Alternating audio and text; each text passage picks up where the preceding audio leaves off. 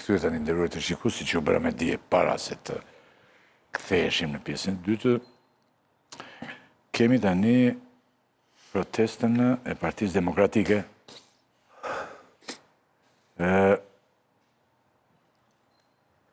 Të shikojmë sinkron njërë që të tonifikohemi dhe ne, edhe të fillojmë pas sinkronit, do me thënë, Berisha për selin e PS-s. Sinkron, urgjent.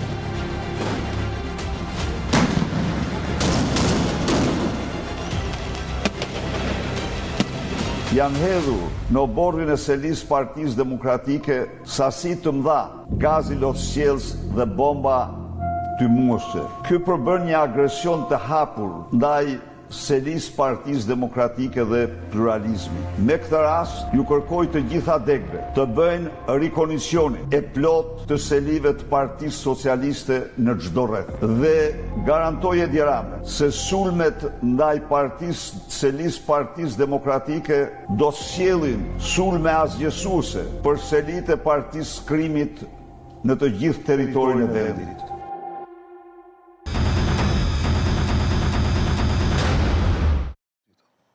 Doktorin? Pa, habite. Doktorin nuk ka sa vit të bënë. Disa vjet ka që unë doktorin kam të gjura. Sa vajti më? 35 vjet, o zotëri. Bile njerë kur bëm fjale e kështu, gjitha i shkrojta në një shkrimon. Më ke rritur mëlqinit është. 3 herë më shumë se që ka mëlqin njeri u i zakonshëm. I thosha, në nëzije si përse kështë e bërë shkrim kundër me dhe me robazës.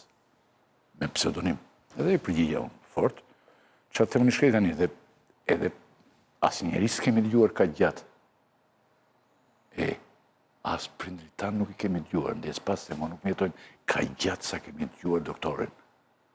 35 vjetë, o, baton. Kupton tani apo ja? Është gjë e madhe shumë. Durimi ynë ka arritur kufit më të mëdha në botë. E pam tani e ndoqëm, ha?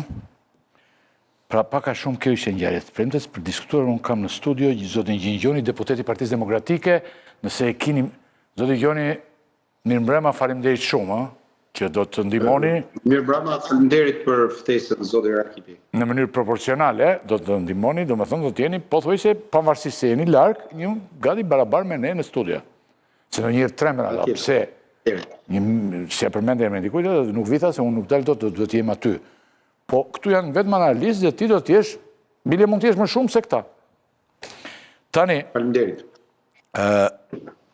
të njëjtë të ftuar që kisha për pjesën e parë, tani unë do të, zoti Gjoni, do të bëj një koment të fakt shkurtër nga secili prej nesh dhe do fillojmë bashkë. Koment për protestën e fundit të opozitës. Filloni fare shkurtë, nuk fillon këtu debati, fillon pasi të futim dhe zotin Gjoni. Por, komenti... Mund të ndëgjojmë zotin Gjoni, pas taj të natë flasi? Se qëfar qëndrimi ka ajit? Atere, zot... A di që orë ti mund bësh emision, më burë? Ka bërë, I kam bërë një 3.000 emisione. Po i beret në Klan Kosova, nde. Dhe të bësh këtu, mo, se këtu vetëm emisione ke. S'ka mas një interes, really. Po be, mo, e ke parë që ndosë. Ja. Të gjithë. Tane, atëre zoti Gjoni fillojmë bashkë. Opozita po vijon protesta me të njëjtin skenar. Po thuaj se njëjta gjë ndryshe nga i gjati që ti të krijoj gjëra shumë të habitshme, shpesh. Krijon shumë.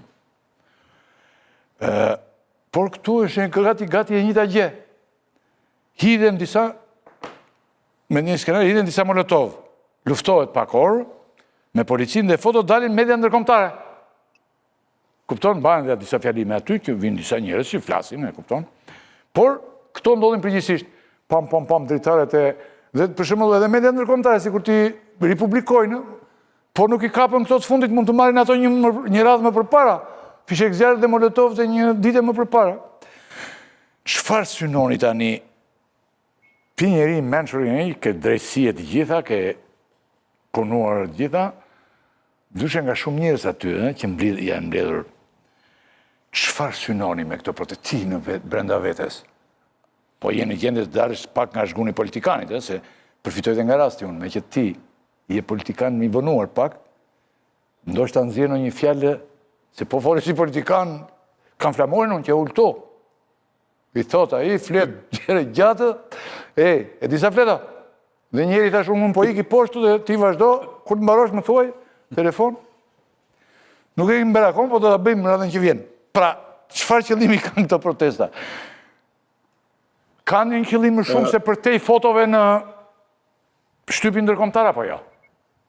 Faleminderit zoti Rakipi, gjithashtu duhet të përshëndes edhe të gjithë analistët dhe ftuarit që kene në studio. Në radhë të parë, ne duhet kuptojmë qëllimin për cilin kemi ardhur në këtë moment në lidhje me protestën. Ashtu siç sot po diskutohet jo vetëm në studion tuaj, por në çdo studio televizive në lidhje me çfarë e ka shtyr opozitën të shkojë drejt këtyre protestave. Dhe padyshim një nga elementet kryesor në lidhje me protestën është çështja e zgjedhjeve, të cilët normalisht Partia Demokratike duhet kishte filluar këto protesta që ditën pas zhvillimit të zgjedhjeve të 11 maj të 2025-s. Por për shkak të pritjes së raportit të OSBE Odirit dhe analizës e cila po vazhdon në Partinë Demokratike, këto protesta u shtynë në kohë. E dyta e cila është e rëndësishme, është për shkak të nivelit të lartë të korrupsionit dhe dosjeve të cilët me të drejtë SPAK-u sot i ka në një fazë të avancuar në lidhje me korrupsionin galopant të qeverisë Rama, duke përfshirë edhe zëvendëskryeministën, por edhe ish zëvendëskryeministën dhe zyrtar të tjerë të lartë. Unë e kuptoj edhe titullin e temës të cilët fishek zjarre, Molotov dhe fotografi, por tre protestat e fundit në vetvete ka qenë një test në lidhje me të gjithë elektoratin e Partisë Demokratike, me gjithë strukturat dhe simpatizantët, por edhe në lidhje me pjesën gri. Rezulton që nga protesta e datës 24 janar të 10 shkurtit dhe datës 20, kemi një ngritje graduale të nivelit të protestave, të numrit të pjesëmarrësve, por edhe të mënyrës së organizimit, sepse ka diçka ndryshe nga njëra protestë në tjetër, për sa i përket fjalimeve të cilët me të vërtetë një pjesë e madhe e publikut e shprehen ashtu siç ju zoti Rakipi e shprehet, që nuk mund të shkojmë me të njëjtën regji për një periudhë kohore të gjatë. Dhe kjo normalisht edhe ndezja e telefonave dhe mënyra e një skenari të njëjtë, padyshim që ka krijuar një lloj problematike në radhët e demokratëve, por rezulton që ka një skenar të ndryshëm në protestën e fundit, padyshim që kozjatja është një nga elementet të cilët Partia Demokratike nga protesta datës 24 janar në protestën e fundit nga 2 orë ka shkuar në 5 orë, padyshim që do ketë skenare tjera të cilët janë duke u zhvilluar dhe protesta e datës 28 do jetë besoj ndryshe nga gjithë tre protestat e para të cilët Partia Demokratike ka zhvilluar në momentin aktual. Padyshim që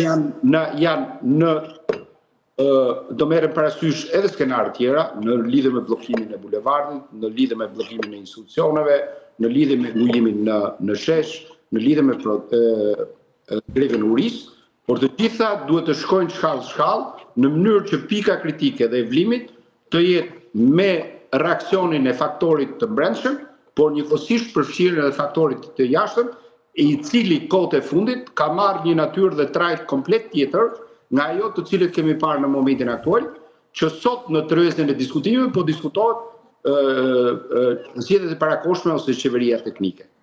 Edhe për shkak të gabimeve të Partisë Socialiste, të cilët ne i shohim, dhe vijave të kuqe ose pikave testeve kritike, të cilët janë shprehur edhe nga deputetët evropian, po njëkohësisht edhe nga institucionet amerikane. Pra sikurse e ndoqët zoti Gjoni të kishte thelbin. Zoti Gjoni, po shihet nga avioni që ju po doni një krizë politike. Domethënë nuk ka asnjë dilemë.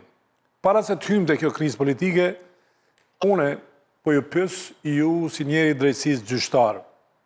Unë e di që nga aspekti politik dhe nga aspekti analitik, besoj që unë e ti e dim që ose mund të konstatojmë si Molotovi është një fuqi politike. Besoj që mund të konstatojmë.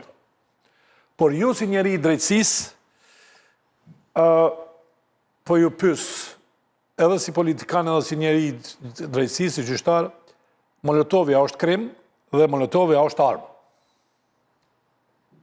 Tani, zoti Haxhiu. Hymë të tjera. Se Molotovi është fuqi, këtë e dim. Po, Molotovi a është armë dhe a është krim? Tani, unë do e ndaj vetën në dy pikpamje. E para si njëri i ligjit, sepse ti jesh rreth 27-28 vjet në funksionet e mbrojtjes së ligjit, si gjyqtar, padyshim që ka një ndryshim shumë të madh me qenin politikan. Dhe këtu besoj bim dakord të gjithë palët në këtë pikpamje.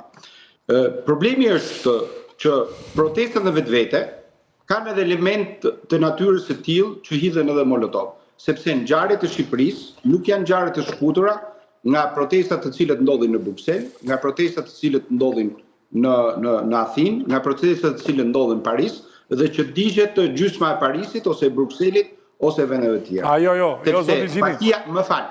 Jo, vetëm ta bëjmë, këtu ndalemi. Ja në fond debati. Janë protesta politike. E para, ju po bëni protesta po udhëhiqet nga një parti politike. Në Greqi, në Bruksel, janë o studentat, o NGO-ja, ose shoqëria civile, o janë qytetarët të cilët janë të paknaqur.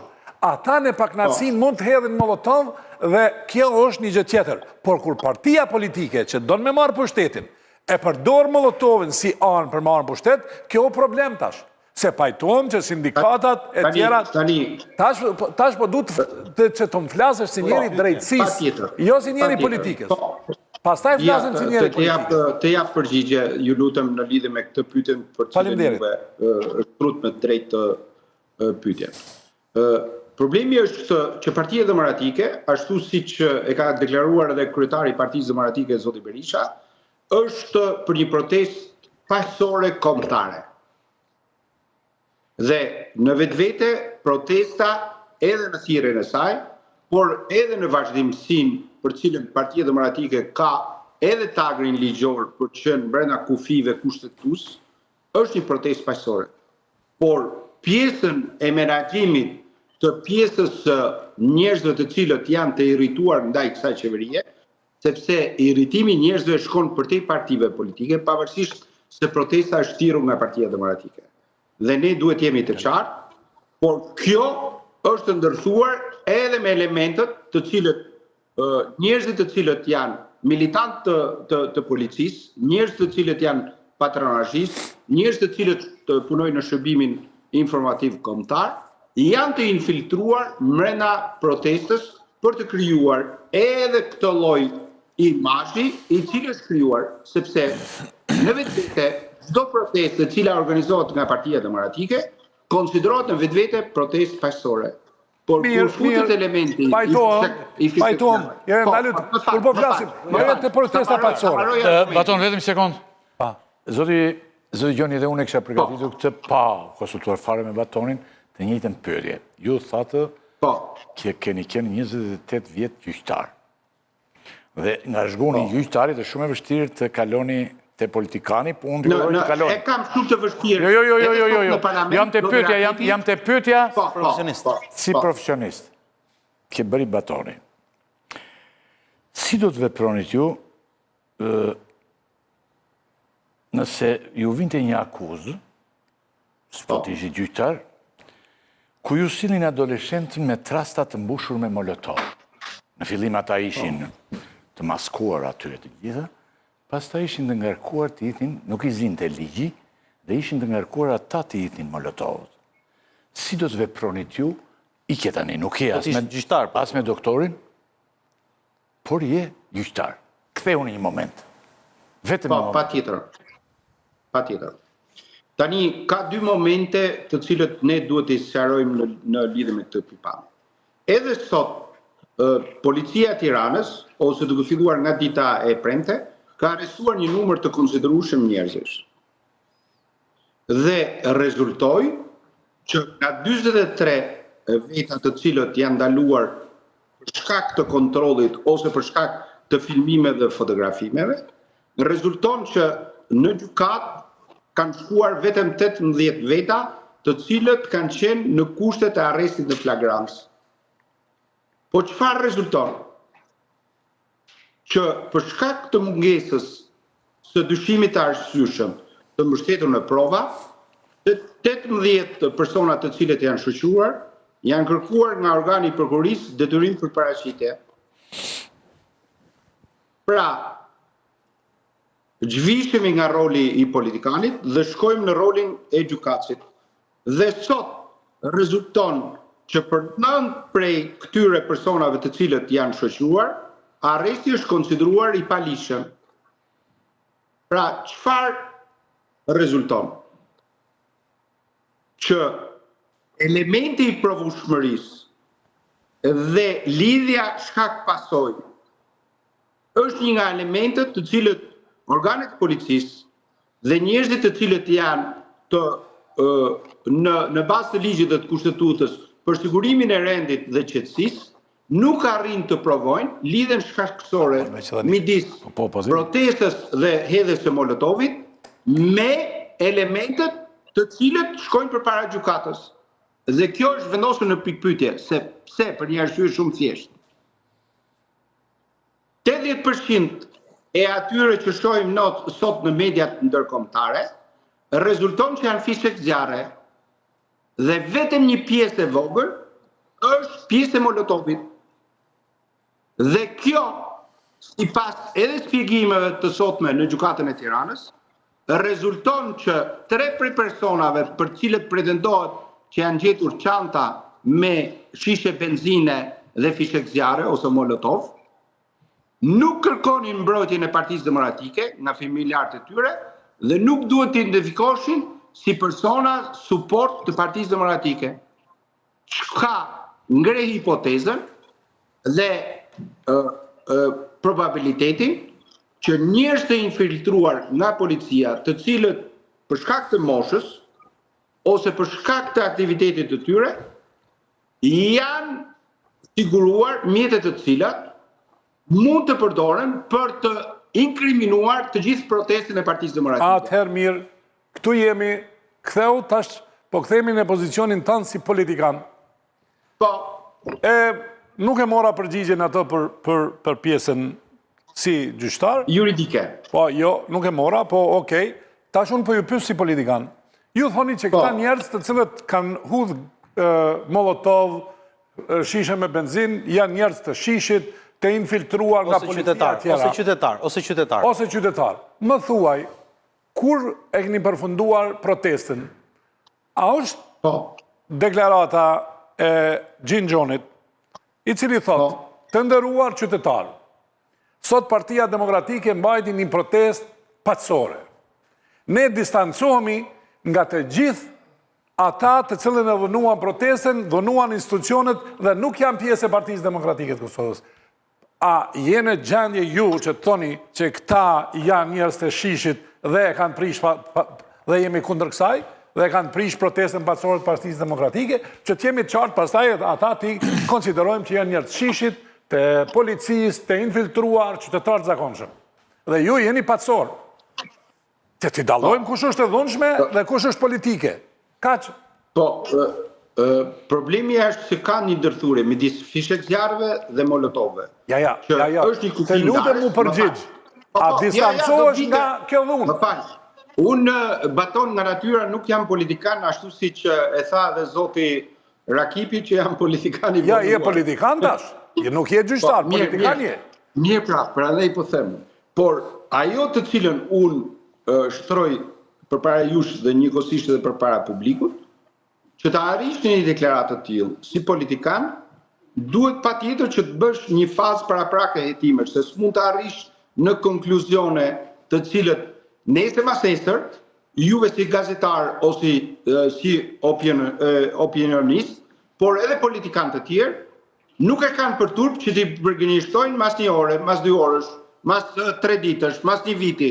Unë nuk futem në kategorinë e këtyre politikanëve, të cilët sot deklaroj kështu dhe nesër them të kundërtën e asaj që them. Kështu që jam shumë i kujdesshëm në pikpamjen time që dal me një deklaratë të tillë, padyshim që unë do marr kohën e duhur dhe të nevojshme, dhe në rast të është të nevojshme për të ardhur në një deklaratë të tillë, patjetër, sepse unë nuk e kam për turp dhe nuk jam futem në kategorinë e politikanëve që të them dhe padyshim në rast se policia arrin në konkluzionin që persona të caktuar jo të infiltruar nga ana e policisë, po si simpatizant të Partisë Demokratike hedhin molotov, padyshim që shkojnë përpara organeve të drejtësisë. Dhe këtë e them me bindje. Ginish? Jo, është korrekt. Me mbrëma zoti Gjon. Besoj se me këtë fjalinë në fundit besoj ishi totalisht i qartë. Në fakt, ashtu si çtat dhe ju, kjo pat një pjesëmarrje të madhe me sa duket që opozita po e përshkallëzon qëndrimin e saj. Ka një organizim, ka një opozitarizëm që fillon brenda parlamentit, në protesta, konferenca shtypi, takime me shoqërinë civile. Megjithëse ka akoma punë, besoj unë. Unë do të bëj një pyetje shumë shkurtër, nëse do kemi përgjigje po aq shkurtër. A ka një plan real Partia Demokratike? E tha pak më parë dhe zoti Rakipi. Bëhet fjalë thjesht për sensibilizim, për të marrë forcat, për të shtuar pak forcat, apo ka një plan? Apo do presim zgjedhjet e ardhshme, cilët me gjas do vazhdojnë po të njëjtën retorik, na i vodhën.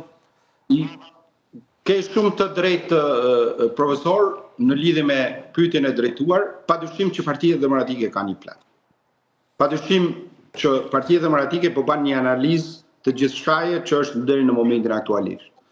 Padyshim që situata e krijuar është dhe për shkak të pafësisë dhe mungesës së një pjesë të mënyrës së organizimit të Partisë Demokratike, dhe këtë unë do ta pohoj dhe nuk e mohoj, sepse në rast të gjithë gjërat në krahun e Partisë Demokratike do ishin mirë, jeni të sigurt që gjërat do ishin komplet ndryshe.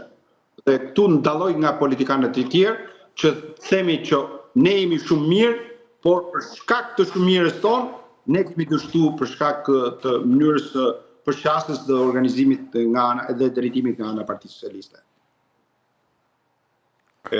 Partia Demokratike në vetvete po realizon një lloj skenari i cili padyshim që kërkon edhe një përshasje nga faktori ndërkombëtar dhe deri në momentin aktual ne kemi arritur që të sensibilizojmë të gjithë mediat më të rëndësishme botërore, që është një faktor shumë i rëndësishëm, dhe nëpërmjet mediave ndërkombëtare të arrijmë të sensibilizojmë dhe kancelarit e Shtetit Bashkuar të Amerikës dhe të Bashkimit Evropian.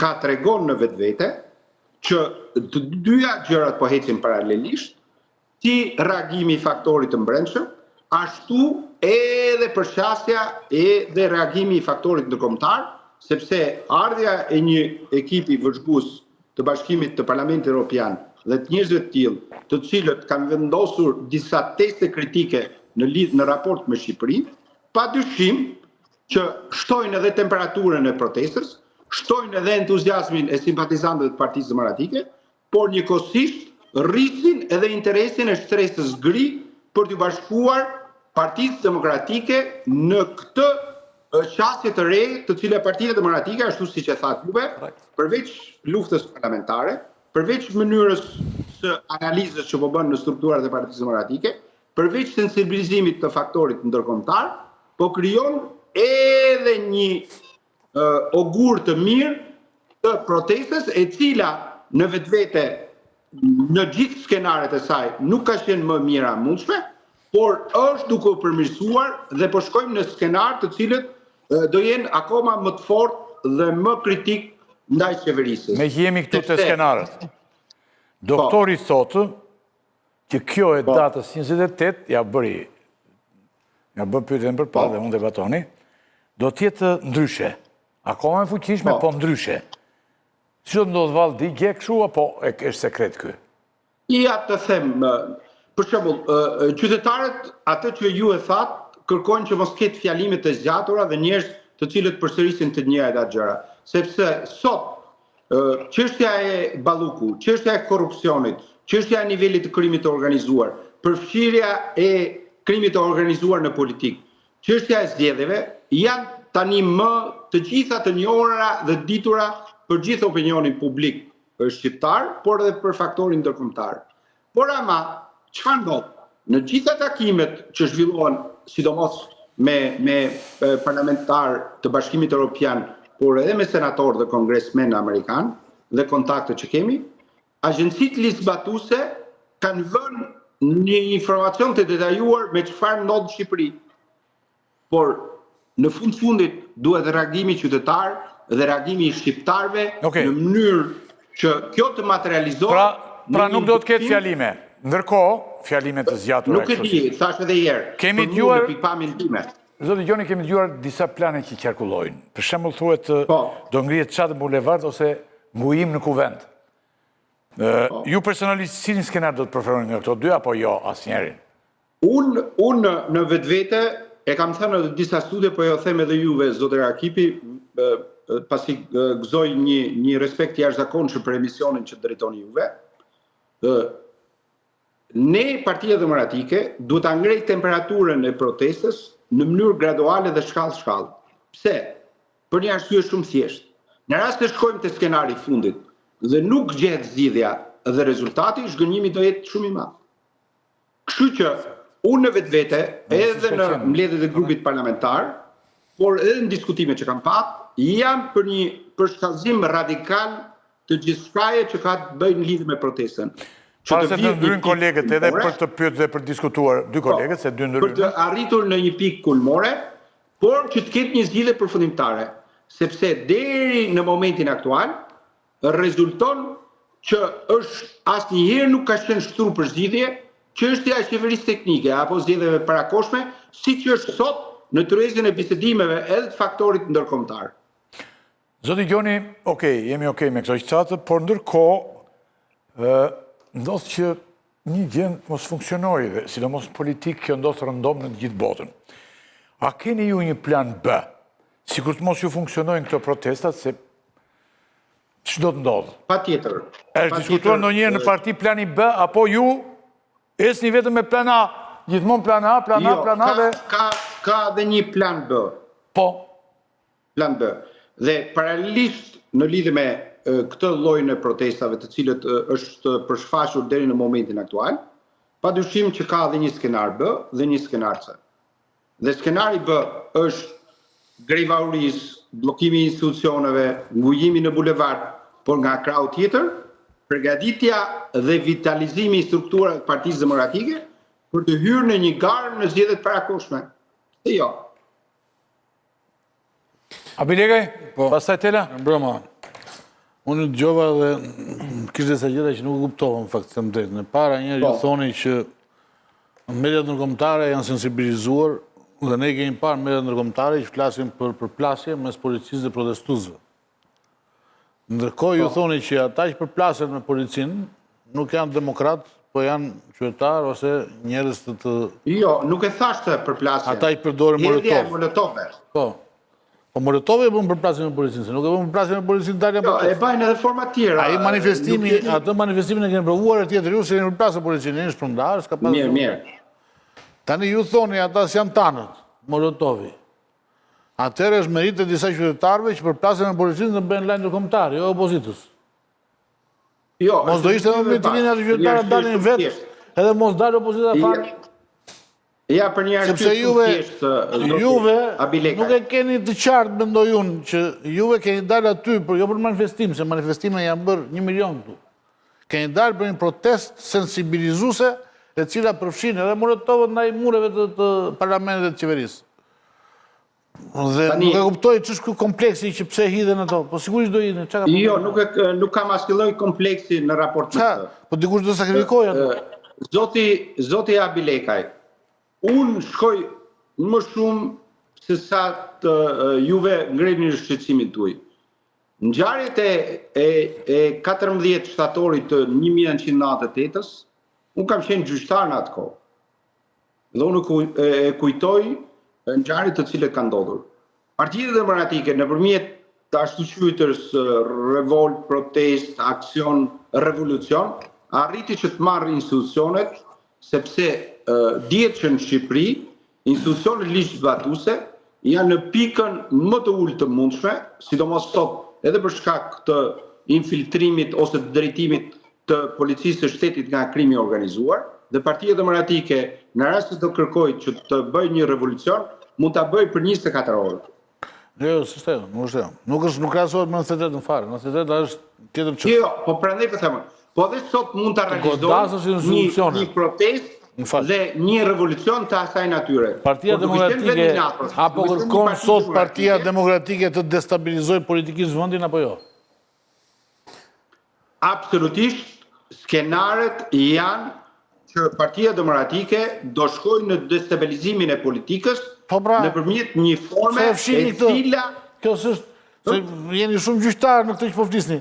Ju keni dalë në protestat janë një mjet që ju e destabilizoni vendin deri në atë pikë sa Rama t'ju kërkoi të uleni dhe të kërkoni qeverinë teknike. Apo jo? Qëse ju nuk bëni destabilitet politik, si mund të ketë qeverinë teknike? Zoti Abilekaj, unë në rast se më kuptuar, më thash, këto janë 3 protesta. Po Partia Demokratike, po ta shifni, unë nuk po e kuptoj akoma. Nuk do e kuptoj për sa kohë t'lisni kështu me këtë gjuhën e opozitës burokratike. Këtu flitet për opozit me një regjim, nuk flitet për opozit me një qeveri që nuk na pëlqen edhe si t'ja gjejmë hilen për të kapur pushtetin. Po flitet për opozit me njëri që ka gjithë pushtetet, ti s'mund të bësh pa Molotov në përmuret e qeverisë. Ti s'mund të bësh pa u përleshur me ato mjetet me cilat ai e mban regjimin në këmbë. Ti s'mund të bësh qeveri teknike dhe të arrish destabilitetin nëse nuk sakrifikon dhe nuk përleshesh.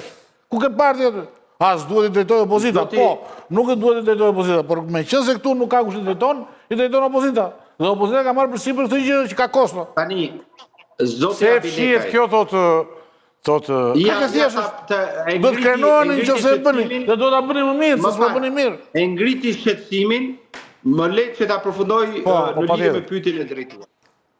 Tani, unë shkoj përtej asaj që thotë zoti Abilekaj, që Partia Demokratike duhet të ketë 2 ose 3 persona të cilët sakrifikojnë për këtë kauzë kaq të madhe që ka Partia Demokratike. Dhe të marrin përsipër, po tjetë mundur, edhe burgun, por ama në fund rezultati të jetë ai që pritet.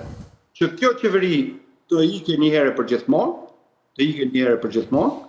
por sakrifikohen 2-3 veta, të cilët por shpëtojnë një popull të tërë. Nuk e di si kemi menduar sakrificën. Sakrifica është që merr pjesë aty. Kush janë ata se sakrifica e 2-3 veta çanën kupton se se kupton. Të marrë përsipër atë që thotë zoti Abilekaj. Deri ku shkon sakrifica? Po pra, të shkoj sakrifica që të marrë përsipër edhe hedhjen e Molotovëve, edhe hedhjen e protestës së Durrësve. Po sa po thatë se është vepër penale. Po pra, le ta marrë përsipër, shkojnë Gorr Burgut. Dhe ta marrë përsipër të shkojnë Burg. Kjo diçka tjetër. Këtë thash. Mirë. Këtë korrekt. Në rast se shqiptarët, je korrekt. Në rast se shqiptarët kërkojnë përfundimisht që të zhdukin këtë qeveri, këtë klik, padyshim që kërkon një aksion përtej vetës. Po pra? Qartë. Tani... Gormë do të udhishni ju? Tela? Se ju s'mund të rini në pozicione komode dhe thoni të dalin ca. Ju jeni ata që udhishni. Në qoftë se grupi parlamentar, në qoftë se kryesia e PD-s, këshilli kombëtar i PD-s nuk e bën, por rrihet dhe bën opozitën burokratike. Që hajde dalim aty dhe pastaj ftojmë ca njerëz që të hedhin Molotovin nga ata, pastaj distancohen nga ata, nuk ka për të pasur. Jo, Zoti Abilekaj, më një gjohë. Unë thash që Partia Demokratike nga protesta e parë në protestën e 2 dhe 3 ka një ngritje të temperaturës. Ka prej Molotove që shave ti. Pra tyre Molotove e ka ngritjen. Për lesjes në policinë. Si e ka ngritjen? E ka ngritjen se... Në fund të shkurtit, Partia Demokratike të rëzoj qeverinë Rama. Tani duhet jemi realistë, Nuk e di ma duhet rëzoj. Nes po themi afate nuk rëzoj, nuk në thuen. rast se mobilizimi qytetar. Aksion të qartë politik duhet keni, ju s'keni aksion të qartë politik. Ne në janar, Edi Rama në janar deklaron që neve i dham kompensim atyre që u dojnë shtëpit në Delvin. 7 muaj ata kanë qenë pa shtëpi, pa biznes, pa mundësi jetese, pa asgjë, si s'ka shkruar një deputet i PD-s për të thotë që halli keni të bëjnë protest. Se është opozit burokratike, qeni këtu. Ku janë deputet e PD-s për ata që u përmbytë dhe nuk kanë ku jetojnë sot në Durrës? Ku janë deputet e PD-s për ata që u prirën shtëpiat dhe japin 2 lek dhe i gënjejnë me 2 lek i përzën që aty? Ku janë? Kjo është opozit burokratike, kjo është opozit që të njerëzit. Ju duhet jeni me njerëzit dhe drejtoni njerëzit. Kjo e bën opozitën besueshme dhe kjo i bën që ta pushtosh Tiranën dhe të mos ketë as polici që t'ju eqë aty pa marrë marrëveshje politike në tavolinë. Ja, zotja Bilekaj, në rast të flisni dhe po të shifni gjithë aktivitetin politik timin... Jo, s'më flasë për tuaj, po flasë për opozitën unë, më falë. Jo, unë në Facebookun tim jap pothuajse 30 deri në 40% të gjithë aktivitetit tim politik. Kam qenë dhe jam prezent edhe në rastin e përmbytjes, edhe në rastin e zjarreve, edhe në rastin e dëmtimeve nga tërmeti, padyshim që Partia Demokratike ka defektet e veta dhe unë jam dakord dhe plotësisht dakord që një pjesë të deputetëve të Partisë Demokratike kanë humbur lidhjen me bazën dhe nuk janë sot për krah qytetarëve. Ktu e pranoj dhe ky është një gabim i cili po riparohet hap pas hapi. Riparohet mentaliteti juaj pra, juve mentaliteti, nuk mund ta keni hidh gurin dhe fshi dorën. Ata që hodhën Molotov thonë ju shkrimen. Jo, atë e bëni ju, organizoni ju, dhe duhet ta organizoni më mirë dhe u dini për Zot atyre që e bëjnë. Dhe ta bëjnë më mirë. Jeni sigurt zoti Abilekaj që ne protestën tjetër do organizojmë më mirë dhe t'jeni sigurt që unë vetëm 72 orë e pas protestës kam qenë në shërbim dhe vetëm komisariate dhe në paraburgimin e Tiranës dhe në gjykat kam qenë në mbështetje dhe në përkraje të çdo protestuesi i cili është arrestuar. Pse? Se është detyrimi im edhe si deputet, por është detyrimi im edhe për ata zgjedhës të cilët jo vetëm të Lezhës, po gjithë Shqipërisë që të fitojnë sa tjetë mundur lirimin për shkak të akuzave të cilët janë akuza të trilluara. Okej, Tela. Zoti Gjoni, edhe për mu nuk do kishte asnjë pikë problemi që ju të thonit ato Molotovët hidhen nga qytetarë në mbështetjet PD-s, edhe hedhin me gjithë dëshirën e tyre kundër këtij pushteti dhe kundër godinave të këtij pushteti, që u shëmbën rrugët edhe s'mbajnë asnjë lloj përgjegjësie. Pra mund ta thonit pa problem. Nuk ka nevojë të thuhet jo po ishin të infiltruar etj. Janë qytetarë, militantë, mbështetës PD-s që hedhin me bindjen e tyre edhe ato Molotovët. Dhe është pa aftësi e policisë dhe prokurorisë për t'i zbuluar ata dhe për t'i çuar, se nuk besoj se ka gjykatë që po del në favor të PD-s. Po është gjykatë e cila s'ka provat për t'i arrestuar ata persona. Por pjesa që po më interesonte më tepër është, unë isha ditën e protestës për të parë se si shkonte protesta dhe gjëra që më bëri përshtypje ishte që në momentin që po hidhej gazi lotësjellës në drejt selisë PD-s, makinat e policisë ishin përpara selisë PD-s, nga brenda selisë unë pash gjithë 10 deputet PD-s. 40 të tjerët ishin zhdukur, kishin shku në për shtëpi dhe ndoshta edhe postonin në i foto nga Facebooku, por nuk ishin aktiv. Pra njerëzit kryesorë që duhet ishin protesti, duhet dukeshin protesti, duhet ishin mbështetjet atyre qytetarëve në protest, kishin ikur. 10 veta kishin ngelur në selinë e PD-s. Ky është problemi. Sa janë aktiv deputetët parët, ata deputetët që marrin rrogën, dakor, që shijojnë gjithë komoditetin dhe luksin e të qenurit deputet, dhe kërkojnë këta militantët që të vinë dhe të hedhin Molotovët ndaj qeverisë, që prapë këta deputet të kenë benefitet e tyre. Kjo është ajo që duhet ndodhi PD-n, sepse kam përshtypjen që ekziston ende shkëputja mes një trupe të madhe deputetësh edhe militantëve të partisë. Për sa i përket pyetjes së parë dhe konstatimit që me drejt juve zoti Telaj bët në lidhje me këtë, unë nuk thash që nuk janë të gjithë personat për cilët pretendohet nuk janë deputet të Partisë Demokratike, simpatizantë apo antar Partisë Demokratike që kanë hedhur Molotov. Por mes tyre ka edhe njerëz të infiltruar. Padyshim që Partia Demokratike ka defektet e veta dhe unë e pranoj, por nuk është e vërtet ndoshta për shkak edhe të kamrave, sepse ju e dini shumë mirë që në kushtet e një agresioni të tillë, që të përdoret Ramazani, të përdoret xhamia, të përdoret pjesa e xhirimit të pjesës muslimane dhe të goditet nga xhamia qendrore e Tiranës, të goditet cilia e një Partie Demokratike, ku janë të mbledhur militantët dhe deputetët e Partisë Demokratike, kjo është e papranueshme dhe është kriminale. Këtë duhet të vëmë pikat mbi i dhe çdo njeri që sot është në Shqipëri duhet të distancohet nga kjo mënyrë sjellje e policisë. Nga krau tjetër, unë do të them që edhe pa provokimin e forcave të strukturave apo simpatizantëve të Partisë Demokratike, ju e keni parë që hidhen topa ujë dhe gaz lotësjellës në drejtim të protestuesve. Tani, protestuesit dhe deputetët e Partisë Demokratike nuk kanë maska antigaz të gjithë. Dhe padyshim këto janë rrethana dhe kushte të cilët janë siguruar në mënyrë private.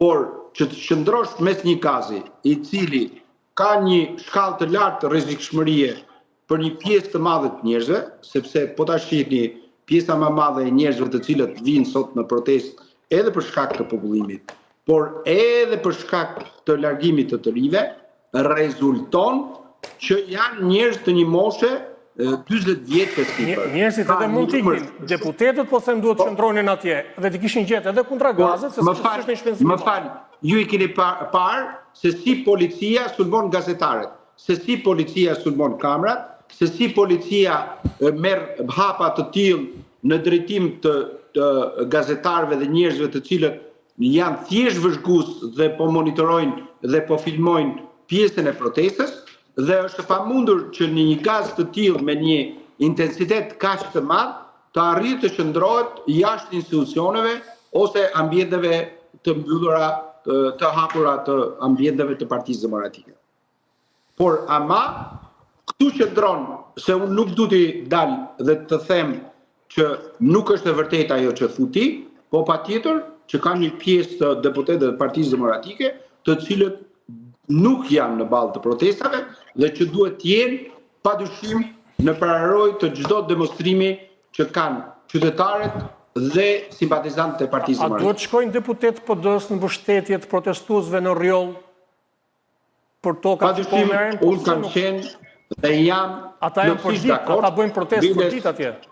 Po deputetë PD-s atje për ditë. Unë zoti Tela, edhe për shkak të një kodi të marrëdhënieve midis qarqeve që ne kemi të ndara, e parë duhet shkojnë deputetët e zonës qarkut të Shkodrës.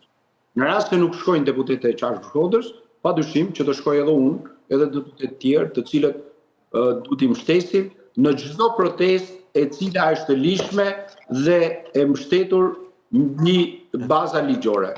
Padyshim që ata kanë një të drejtë të tyre dhe pretendojnë në lidhje me pronat, por Partia Demokratike duhet të mbështesë çdo protestë, jo vetëm të rjollit, jo vetëm në lidhje me qytetarët e Librazhit për shkak të dënimit të urave, jo vetëm të naftetarëve, por edhe të minatorëve dhe çdo protestë, sado e vogël të jetë, edhe protestën me 4 veta që është në bulevard në lidhje me zotin Llapaj, padyshim që çdo protestë e cila është kundër mënyrës së qeverisjes, represionit të shtetit dhe njëkohësisht nivelit të lartë të korrupsionit për shkak të lejeve, për shkak të partneritetit strategjik, por edhe çdo protestë e cila ka të bëjë me interesin qytetar, Partia Demokratike duhet të jetë në mbështetje. Zoti Gjoni, më shkruan një dashamirës i emisionit, thotë, sikundës e ju, nëse Molotovët thotë i kanë hedhur të infiltruarit, pse pastaj në gjykatë thonë se duke si nonsens kjo i thotë zoti Gjoni thotë. Në gjykatë thonë s'kemi punë me PD-n, këta, nëse do t'ishin infiltruar, do thoshin jemi me PD-n për ta çuar misionin deri në fund. Se është në sens, thot, nuk ka kuptim. Tani, unë... Dëshmit e atyre në gjykat më shumë duket sikur duan të rregullojnë punën e PD-s. Sikur, do me thënë se...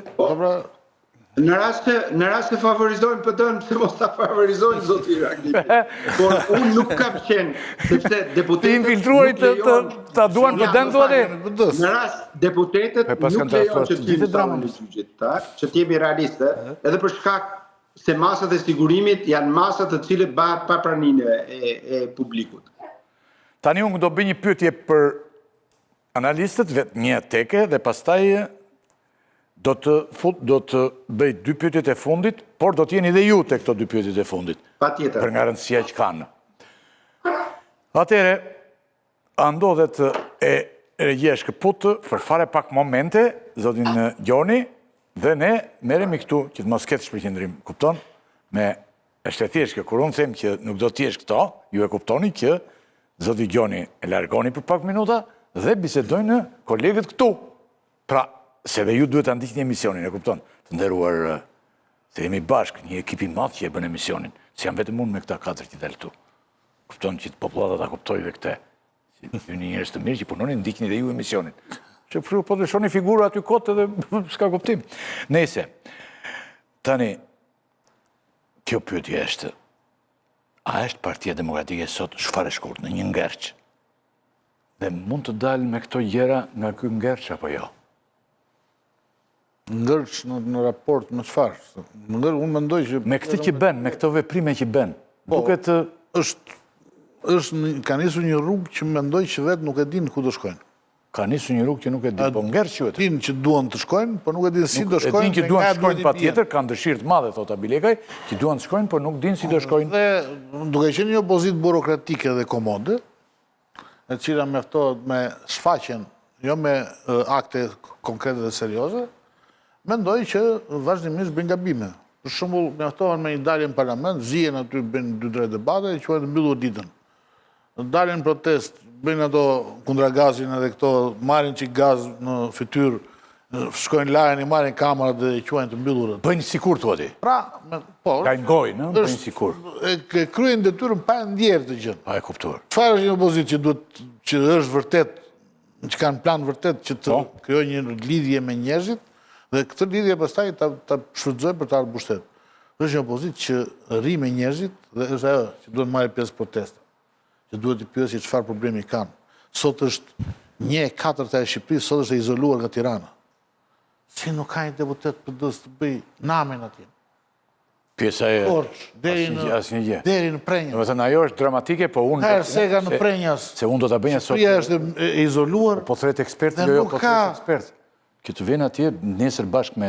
Nuk tregojnë se çfarë bëjnë. Vjen atje tash. Si jetojnë.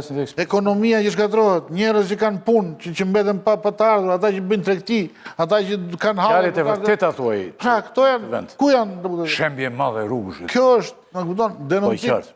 Pra, këto mungesa e këtyre aksioneve reale, të vërteta, atje ku janë njerëzit, mendoj që është shkëput nga njerëz. Ginish? I vetëmi nga të pak të zëra që unë gjoj me kaq realizëm është zoti Gjoni Urime, sepse është nga të pak të që bën kritik brenda Partisë Demokratike. Nuk ka zëra kritik. Partia Demokratike përgjithsisht me eksponentët që komunikojnë me publikun e vën gishin diku tjetër, por të vetë kërkohë që ka shumë. Po ndoshta edhe zoti Gjoni se aty ka shumë njerëz që s'kan ku të vinë orë, edhe në PD dhe në PS.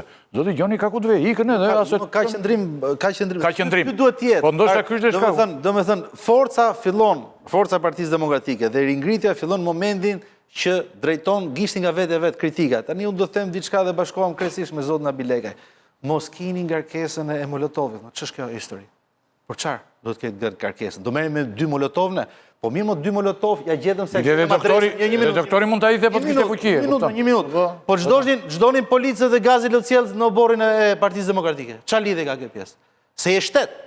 Ndërkohë që ti kërkon 2 bandit mes turnës, qofshin ato Partisë Demokratike, qofshin edhe t'infiltruar, se edhe t'infiltruar ka pas. Ka pas dhe lutem, ka pas t'infiltruar. Ka pas t'infiltruar sepse ke ndiq debatin që pati Flamur Noka, zoti Noka me një nga ato njerëzit. Njëri nga ato ishte punojës. Ndalën me foto disa. Doli me foto me video. Tani unë do të them një gjë me qenë se jemi shumë ngarkuar me këto çështjet e Amerikës, ne Jeffersoni thotë shumë. Populli është i vetmi që rrëzon një pushtet që degeneron dhe drejtohet nga sundimtar. Në qoftë se do mbani parime dhe të trajtoni me të vërtet regjimin ashtu siç flisni në parlament, po me veprime konkrete në terren, ta dini që populli do të përgjigjet. Përndryshe, dilni sa doni në protesta. E para, ndëgjova zotin Gjoni, po si duket në mungesë përvojës politike edhe të asaj që quhet profesionale si e jonja, nuk e kupton si duhet që është pika kritike. Pika kritike nuk është Molotovi, nëse përdoret herët. Molotovi është shumë herët në një marrëdhënie tillë politike. Duan dhe të fotografit? Jo, s'është punë fotografie. Mrapa Molotovit s'ka kur gjë tjetër përveç armës. Apo kupton? Arma është e armë. Reuteri për shembull nuk e kupton që këta bëjnë sikur. Vetëm ta seroj. Kujtohet një debat në zonjën Doda dikur në një protestë madhe të opozitës, kur ti nuk ishe kaq kundër Molotovëve. Jo. Unë jam pro Molotovëve, por jo të konsumohen. Po patjetër, edhe ai e tha. Në pikën e parë e tha dhe zoti Gjoni e tha.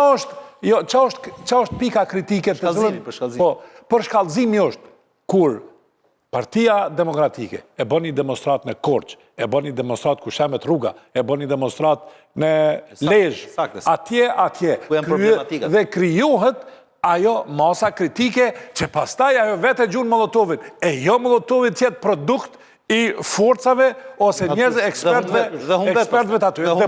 Zbohet ashtu. Prandaj është gabim dhe mënyra që bën është humbje, se mas kësaj s'kan që thonë. Tani, në një vend normal, ku ekzistojnë sindikatat, OJQ-t, do kishte protesta pa tjetër të organizuar nga sindikatat, nga OJQ-t, nga qytetarët. Po, të mbetemi të pyetja. Po, të pyetja. Tani, deri para 2 muajsh, gjithë pyetjet drejtuar opozitës ishte çfarë do bëni, kur do nisë protesta, pse s'bëni protesta. E gjetën fabulën për protesta. Pra gjetën kazusin e zonjës Balluku dhe të Akshit. Dhe ky ishte një argument për të bërë protesta. Dhe mund të kishin bërë vetëm një protestë dhe të bënin tjetër mbas një 6 muaj siç e kanë bërë historikisht. Kanë bërë 4 protestat një pas njëshme. Sigurisht që janë bërë lajm, kanë bërë fotografit, kanë prodhuar fotografit për të bërë lajm në mediat botërore. Po lajmi në mediat botërore nuk është thjesht që atje në Shqipëri po bëhet një protestë, po është pyetja se pse po bëhet kjo protestë në Shqipëri. Dhe shoqërohet me faktin se çfarë po ndodh në Shqipëri aktualisht nga maxhoranca. Kështu që një arsye dhe një mbështetje për ta bërë këtë protestë e kanë. Pyetja është se çfarë ndodh në hapin më tej. Pra, do bëjnë protestën e datës 28. Çfarë do ndodhi pra mbas 5 marsit në varësi të përgjigjes që do kemi nga komision, nga parlamenti? Si do vijojë më tej Partia Demokratike? Kjo është gjithë pyetja që ngrihet. A bën jo të lutem se është shumë më rëndësishme kjo para se të kthehemi zotit.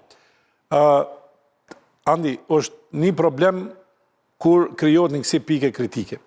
Pra arsye se një pikë kritike kur shkatërrohet, atëherë ajo masa kritike që është në gjithë Shqipërinë shpërbohet edhe ikën. Dhe nëse ajo masë kritike e krijon masën kritike në qendër, ajo jeton. Dhe unë jam i bindun se kjo masë kritike është kerejt në bërthamën të sheshit Skënderbeu. Dhe për faktin e tillë që s'ka, po themi, nxitje për gjërat të cilat ndodhin, unë besoj që këta e kanë huqur rrugën. Po ju përmendi, 1 vjet e gjys, studentat në Serbi kanë udhëheqë demonstrat kundër Vučićit. 1 vjet e gjys. Nuk ka pas asnjë Molotov, ka pas vetëm marshe, mbyllje rrugësh, e tjera. Dhe ata e kanë prek pikën kritike. Por pika kritike, dhe nuk u arrit suksesi, veç për një arsye. Pra arsye se në një moment heqen dorë Bashkia Ndërkombëtare në përkraje. Vete krijuan masën kritike dhe ata heqen dorë për një arsye. Se ata u bën më radikal se Vučići në çështjet të cilat ishin kapitale. Tani un kam prandaj Berisha po përdoret nga, do t'i them Xhinxhonit, Berisha përdoret për rrëfim radikal. E jo të krijohet masa kritike që u gabim. Po ndoshta ta shikojmë në një plan tjetër. Zoti Gjoni shiko sa interesant është. Jo për këtë, se këtë pyetje analizit unë dhe ti e politikan tani, jo për këtë pyetje që olla, po kam se unë kam edhe këtë dyshim tani, ta them hapur ty. Këto protestat mos vallë doktori, se edhe kolegët i gjithë këtu të katër u pajtuan me idenë që kjo pjesa dërmuese bën sikur. Bën sikur më komplet. Mos do doktorit i duen këto tani që ka dhe zgjedhjet në parti.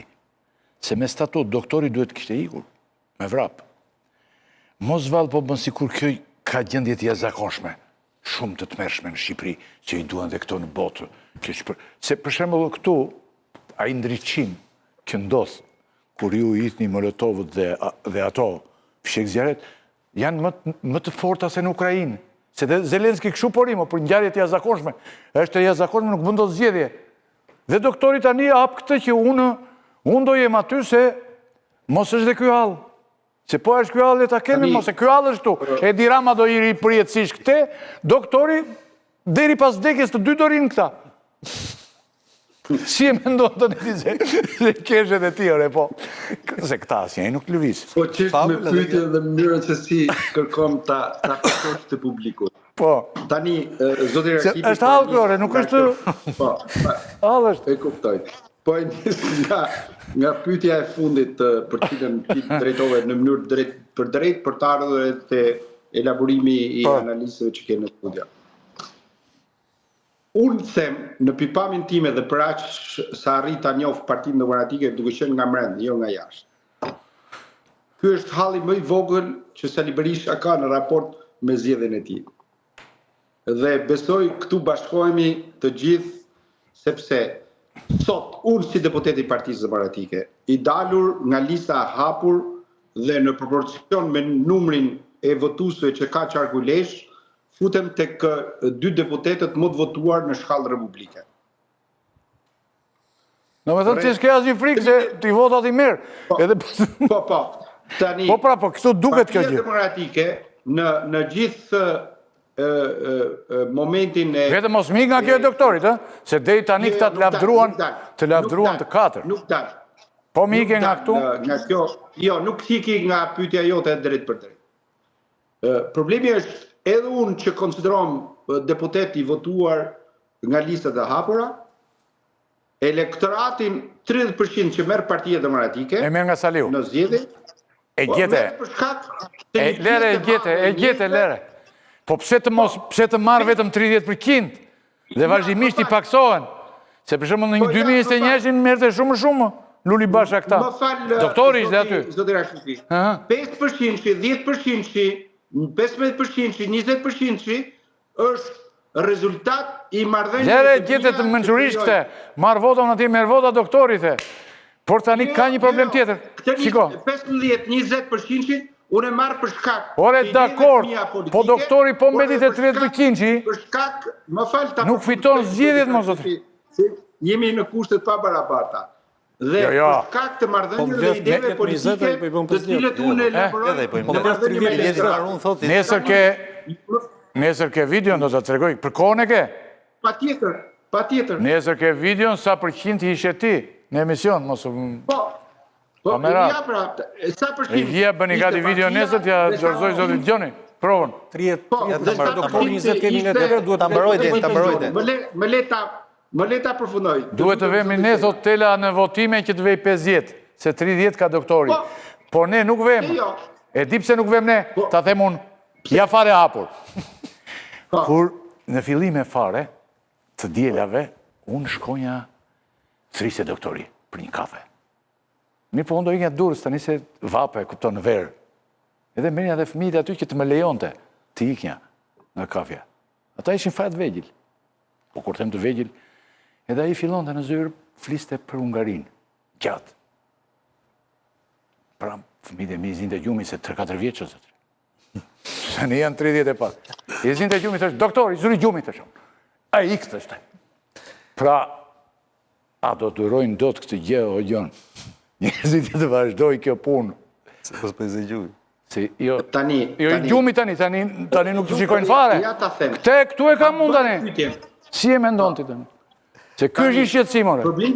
Problemi është shumë i thjeshtë. Partia Demokratike ka ndërtuar një raport me votën. Dhe ky raport me votën... Ndoshta unë ta thash gabim të këtë se nuk je ti njeriu që duhet me japësh të përgjigjere, se ata thonë pastaj vjen flamuri nesër thotë të kërkon doktori e të gjitha. Po, Kush, Po do vi Flamuri do thotë të kërkon doktorin zyrë. Ja, se bën. Jo për të kritikuar, më jo, po për të thënë që dole mirë në emision. E gjini nuk e bën dot njëri. Jo, këtë harroje, në raport me mu jo. Se bën dot njëri. Tjetër gjë. Jo, te po ta deklaroj hapur që në raport... Ora e durojnë, nuk e duron popullata doktorin ka gjatë, o Gjon. O zotri... Zoti Gjoni nuk e duron, mo dha. Më falë. Dhe mbetesh 30, mo, 30. Që 30% e di do me thënë, njërës që se duan e dramë nuk e shkojnë do të me sy, mo, e. Më falë, zoti Berisha ka qeverisur 13 vjetë, zoti Rama ka 25 vjetë që qeveris... Nuk po themi jo, mo, po kur ti nga pushteti a i ti ikën më fare. Atë se kja në Shqipërirë. Mirë. Kur ti nga pushteti, se shem më këtu. Po a i është në kalë tani. Ja them dhe tjerë, a i në kalë ju në një tjetër. Dhe a i është në kalë të keqen. Kur ikën nga kalë, ti ikën a i. Më falë. E ti si janë bada jepë. Zoti Rakipi, Shakespeare thote 100 vjetë dhe mret, po pastaj... Jo, se ka Shakespeare. Po, ranë mbretërit. Ja, kur të mbushish 100 vjetë, pastaj, po për që di 200 si mbret, pastaj, Omer Kajami me përkëtimin e Fanolit. Se mua më smituaj këto se i di. Policia. Po, është... Ja sot gaske edhe shëndet, pastaj, ja mo të pafshim si vjetë, pastaj, ja për që di 100 si mbret, pastaj. Po ikuaj. Po pra. Ja për që di 200 si mbret, pastaj. Kajami ma. Se ma fute Shakespeare këtë, ka Kajami. Mirë, po, kim dhe i kënduar kështu, nuk ka rëndësi këndër me tonë autorët, mo, që i kënduar.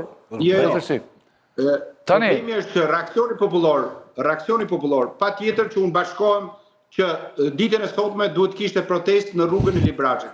Kishte një blokim dhe mobilizim të strukturave të Partisë Demokratike për të ngjallur edhe një vatër tjetër, e cila është shumë e rëndësishme. Por e rrugë nuk blokoni do t'ju i blokon Perëndia nga inati. E peti rrugën e Gramscit që e blokoj Perëndia. Rrugën e Gramscit, është rrugë e Elbasan Prenjas, ban pyri Perëndia e blokoj. Se ju s'blokoni do t'asnjë rrugë. Zullumi është trashë, është shumë... Keni gjë për t'i thënë, se po kesh dhe batonin. Keni gjë për t'i thënë zotit Gjoni me, miru përgjigje, more not lartë ne, se ti dhe s'keshe qumë, edhe po ti ikësh, po ata aty të vine dhe tjerët kur vine dhe janë, se ata humbin, edhe po humbin aty për shembull, jo vetëm aty, po në të gjitha partit politike, edhe roje po ti marrësh ata të humbin gjerat. Nuk ke kujtë. Zoti Gjoni, një fjalit fundit, nga kë naracion i sonte, shihet që cili është dallimi i juaj si deputet i Partisë Demokratike dhe tjerve. Një pjesë e tyne është produkt i listës së Berishës dhe nuk kanë qenë gjendje ta marrin votën e tyre, por kanë hinë në listë që aje ka bërë. Për të krijuar një siguri, për të krijuar një kohezion berishian brenda krejt politikës dhe narracionit politik. Dhe ju jeni njeri që shihet që keni marrë votën vetë dhe në përgjigje ndiheni sigurt. Këto dy koncepte në Partinë Demokratike shihen edhe në parlament, shihen edhe në diskursin publik, edhe në protest, edhe në mënyrën se si bëhet politika. Mendoj që grupi listës Berisha, po ta them troq, punon për Edi Ramën. Ata pavedishëm e bëjnë këto. Pa e kuptuar, bëjnë pa kuptuar, thotë. Pavedishëm, pa kuptuar e bëjnë këto. Se ka njësë që s'kuptojnë, zotë Gjoni. Si t'il, unë besoj që janë pjesë e një pafuqie tyre. Dhe ku je i pafuqishëm, atëherë arogancën e tregon në mënyrë tjetër dhe aroganca e cila është pa rrëfim politik, radikalizuar pa nevojshëm, pa krijuar pikën kritike, e bën Partinë Demokratike me pak shpresë. Dhe ajo që unë mendoj ke në fund, Berisha po përdoret për rrëfim radikal, ajo është sakrifica që ju përkërkoni, që e thatë, kush janë ata 3, unë po thëmë s'ka nevojë 3 është 1, dhe ky njeri, do me thënë, me këtë rrëfim radikal, që përdor një gjithë që një ditë, ai do e fitoj një betej dhe bashk do ta merr edhe Ramën me vete. Unë mendoj që duhet një rrëfim politik tjetër, paka shumë si ky yti sante, por edhe ju i keme ngërqe.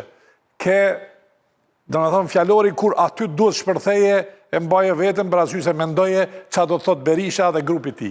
Kjo është arsyeja që... Jo, nuk do vazhdojmë se... Më falë Baton, tani, a mund të përfundoj... Po se Batoni tha, unë e lartë qëllimisht të flistet, se do i tosha stop. Por a i tha në fillim të filloj zoti Gjoni. Dhe unë lartë Batoni në fund, po me gjitha të 4 fjali ti do t'i tuash. Po, tani, mënyra se si e përshasës time është komplet e ndryshme edhe për shkak të ardhjes nga një institucion i pavarur dhe akoma unë nuk jam futur në ullinë e një vendimare dhe një zbatimi pavarësisht për sa kohë që jam Partinë Demokratike dhe vendimare politike, unë jam i detyruar që zbatoj vendimet e Partisë Demokratike.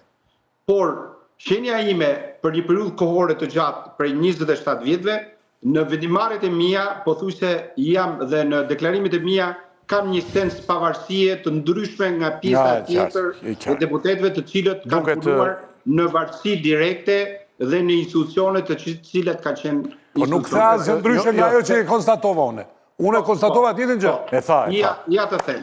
Por ama, problemi shtrohet që Partia Demokratike, unë e kam thënë dhe e them, që ka nevojë paralelisht me procesin për cilën ne po flasim, reformat të mbrendshme, dhe padyshim që kërkon një reshape total në mënyrën sidomos në pjesën drejtuese dhe kupolen e Partisë Demokratike. Këtë nuk e... Zoti Gjoni, përfundojmë, se jemi... Më falë. Po se kam edhe një pjesë tjetër të shkurtër. Ky është edhe një reagim i cili vjen nga baza e Partisë Demokratike. Dhe këtë e them me bindje. Sepse unë jam të kontakt të vazhdueshëm me gjithë faktorët dhe aktorët e Partisë Demokratike. Zoti Gjoni, falenderoj shumë për ndihmën. Po, faleminderit zoti Rakipi. Për realizimin e këtij misioni, unë besoj se ne dolëm pak nga ajo klishea se edhe për shkak të mënyrës se si organizohet me këto mitinget, një lloj të gjithë, unë bëra një përpjekje dhe kjo unë besoj doli me sukses që ne folëm edhe më ndryshe nga jo aq mërzitshëm sa ndodhin dhe mitinget, po dhe aq të mërzitshme sa janë bërë për këtë problem me misionet. Falenderoj shumë dhe ne do të jemi bashkë përsëri. Patjetër, faleminderit dhe kënaqësi zoti Rakipi. Natën e mirë. Ndërkohë koleg, kjo ishte natën e mirë bashkë. Kjo ishte pjesa e dytë, ne do kemi pjesë të shkurtër të tretë që na detyrojnë, do ketë vetëm 1 minutë publicitet sa të ndrohet pra apo eliminon Albin Kurti Vjosa Osmanin. Fare shkurt publicitet dhe rikthehemi për një pjesë të shkurtër.